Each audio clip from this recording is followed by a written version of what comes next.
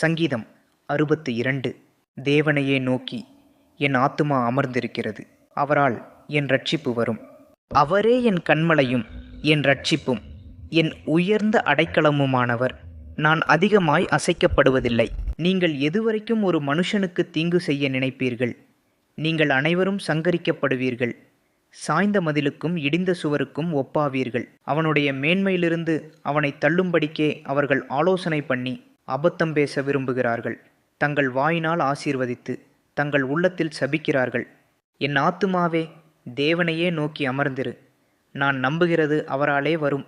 அவரே என் கன்மலையும் என் இரட்சிப்பும் என் உயர்ந்த அடைக்கலமுமானவர். நான் அசைக்கப்படுவதில்லை. என் இரட்சிப்பும் என் மகிமையும் தேவனிடத்தில் இருக்கிறது. பெலனான என் கன்மலையும் என் அடைக்கலமும் தேவனுக்குள் இருக்கிறது. ஜனங்களே, எக்காலத்திலும் அவரை நம்புங்கள். அவர் சமூகத்தில் உங்கள் இருதயத்தை ஊற்றிவிடுங்கள். தேவன் நமக்கு அடைக்கலமாயிருக்கிறார். கீழ்மக்கள் மாயையும் மேன்மக்கள் பொய்யுமாமே. தராசிலே வைக்கப்பட்டால் அவர்கள் எல்லாரும் மாயையிலும் லேசானவர்கள். கொடுமையை நம்பாதிருங்கள். கொள்ளையினால் பெருமை பாராட்டாதிருங்கள். ஐசுவரியம் விருத்தியானால் இருதயத்தை அதின்மேல் வைக்காதேயுங்கள்.